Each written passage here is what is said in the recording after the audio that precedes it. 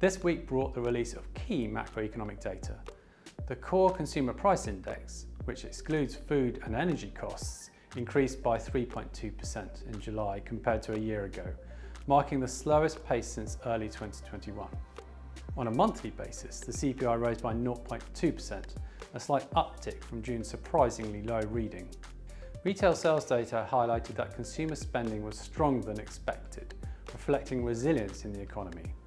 However, these data points did little to alter overall expectations regarding Federal Reserve rate cuts in the coming months. Futures trading continues to indicate a full percentage point of rate cuts by year end, though the odds of a 50 basis point reduction in September have dropped below 50%, down from a greater than even chance earlier in the week. Bitcoin investors had anticipated slightly lower inflation, and this was reflected in minor price declines. In the political arena, potential for a second term for Trump could have significant implications for Bitcoin. His protectionist policies might weaken the US dollar, indirectly boosting Bitcoin as a hedge, while advocating for Bitcoin becoming a strategic reserve asset.